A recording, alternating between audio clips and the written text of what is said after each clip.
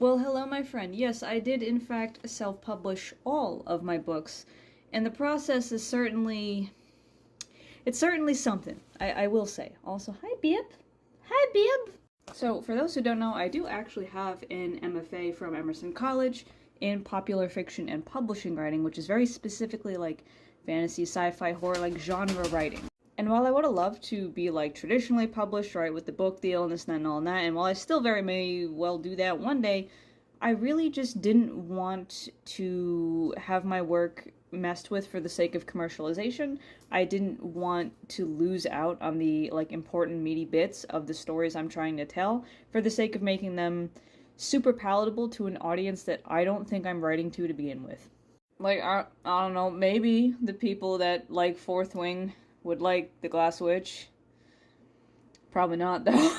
But that being said, I do everything myself. I do the cover design, I do the interior design, I do all of the writing, obviously, and then also the editing, the proofreading, all that, the formatting, the whole goddamn thing. And since this has to be said these days, no, I don't use AI at all in any of my work, whether in the design or in the writing. And of the 4 books that I have out right now, right, or at least upcoming, right, The Glass Witch, Discovering Christian Witchcraft, Where the Gods Left Off, and now The Wraith Queen, the only one I didn't do my own cover for is The Glass Witch, my very first one. This one I ran a competition for. This is something that, especially if you don't have a massive budget, you can do. You can run a competition on certain, websites and stuff to get cover designs. You can also just go on like Fiverr and see what kind of cover designs people do and, have a designer do something like that. There's ways to get affordable covers, but I wasn't confident enough in my skills yet to make my own cover, even though I did take a book design class in my MFA. So this cover, it came out really good. I fell in love with this when I saw this in the competition. Just like, the whole thing was so good. And also, though, when she sent me the Photoshop file and I was able to see exactly what graphics she was using, how she edited it together, I realized, hey, wait a minute. No, I can do that. I know what she did. I learned from it a lot by just looking at the Photoshop file, and then I started making my own covers in a similar style. Discovering Christian Witchcraft 2, again, I designed this cover. Canva is fantastic for designing covers, honestly, that's what I use. There's also, of course, like, certain assets you can get from, like, Shutterstock, from, like, I don't know, Freepik or anything else like that can really, really, really help if you use Adobe products like InDesign or Illustrator. And then, right, like, the covers don't have to be anything insanely dramatic, they can be normal, but also, when it comes to the interior design, if you got something more complicated, like Where the Gods Left Off, that has all this stuff, then your best bet is something like InDesign. But if you want to do interior design just for like a simple, normal book, right, like any standard trade paperback, something like Atticus will do you just fine. I used Atticus to do the interior of Discovering Christian Witchcraft, and it worked out really well. You can do a lot of nice things with it like that, and it's a one-time payment. It's not a subscription like Adobe products are, so it's way more accessible for indie publishers. But now, the process of self-publishing a book starts obviously with the book idea. The way I write my books is definitely not pantsing. Pantsing being, right, just kind of writing and seeing where the story takes you. Fuck no. That gives me anxiety. God bless people who can do that successfully. I cannot. I have to have a plan. And not like every down to the detail outline, but I need road signs, right? Like I need to at least outline the general flow of the story, and some of the details can pop up as we write, but I need the cornerstone pieces, like little landmarks as I write. So step 1 is getting that outline. And if it's an academic book, like Discovering Christian Witchcraft, it starts also with the research. Like, these are just some of the books I'm going to read for Discovering Christian Witchcraft 2. And all I can say is if you want to write something, you got to read a lot. But after that, once you get your outline, once you get all your information and you got your notes and you've read your sources and blah, blah, blah, the next step is to actually sit down and draft the book, which is the process. If I talk about The Wraith Queen over there, that took me start to finish 9 months. When I tell you the millisecond that I put this down and this came out on March 1st of this year, I immediately switched track into getting this thing written. I mean it. I spent 9 months on this fucking thing. Your first draft will not be your final draft, though, as you might imagine. Once you get to the end and you write the end, it ain't over. It took me 4 drafts to get to a point that I could plop it in here. And then as you can see, with all of these tabs, every single tab is a page that I had something to fix on it. Whether it just be like a little typo or whether it be like a structural thing that I had to go back and make note of and say, oh hey, this needs to be smoothed over to be in alignment with this section, to be in alignment with the past book, everything else. So in total, 5 drafts to get here.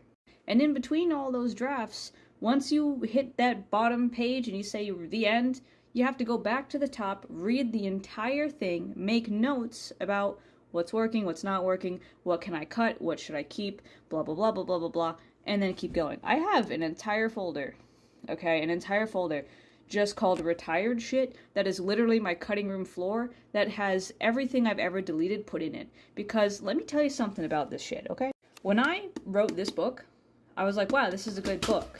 And then when I went to write its sequel, and it just wasn't as easy, and it wasn't flowing, and it wasn't going, I was like, did I forget how to write? Why is this so much harder than this? And then I went back to this books folder of retired shit, and I realized, oh no, this was just as hard and had just as much shit that I had to cut out. This did not get perfectly made on frame 1 either. Both of these took a lot of shaping to get to what they are. So 4 times I had to read it start to bottom and be like, okay, I need to do more here, I need to do less here, I need to cut this, I need to add this, I need to put this chapter up here, blah, blah, blah. I had a fucking Excel spreadsheet at one point of like all the stuff I had to write and by when, and like, did I write it, did I revise it, oh my god. And then finally, it was actually truly done, and I was, you know, confident enough to just run through it one more time, cut as much as possible. It turns out I could only cut like 2,000 words out of it because I made this a tight fucking ship, even though it's pretty chunky. And after that, I had to put it in paperback form because if you know how it is, if you know, you know, okay? When you read on a laptop screen or just any kind of screen, your eyes just don't catch things the same way as when you are able to take a pencil and just tap every word and really read it out loud to yourself. So that's why I had to just kind of rush it into a proof copy, because that way I could actually catch all of this that I was just not catching.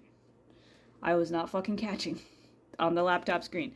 And so after that, final thing you gotta do is just put it in InDesign or whatever you're using to format it, make these edits, wrap it up, export the PDFs, go to whatever publisher you're using. I'm using KDP, right? A lot of self-publishers use Amazon KDP. And then you got to put in all the specifications, right? You got to put in the title, the ISBN. You got to put in, you know, the keywords, the tags, the genre. You have to specify, like, what's the size of your book. This is like a 5.25 by 8.5 or something crazy. And then you have to decide, do you want like a matte cover, glossy cover, paperback, all that kind of stuff. Upload the documents, open the previewer, make sure all the pages look correct. And then you go and set your prices, you find out how much it costs to print each book, and you submit it for review, and that's all she freaking wrote. And so I haven't been around too much on here because that last part, the whole like revising, formatting, all of that is so time intensive. It's so time intensive. Like, it took me, this is about 482 words, it's like about 5 4-hour sessions to get through reading all of this, making all these notes. And then it took another about 5 6 hours to get everything in place, maybe. And before that, it had taken me, I was up until like 4 in the morning trying to just get it to this point to begin with. The end of it is the most mind-numbingly intensive process. Just getting everything correct and dealing with the 13 different fucking technical bugs that come up from InDesign and goddamn, you know, Amazon on the way. But now that I've done my 4th book, what I do notice is that I don't, like, make a big drama about the writing process much anymore. This is a job, and I treat it like a job. I got fucking benchmarks I gotta hit. I got things I need to do. This book cannot sit here screwing around, being all fluffy bluffy. Gotta get it done. You know what I mean? And you would think that would make the art part of it, like, more stiff, but it actually makes the art better for me.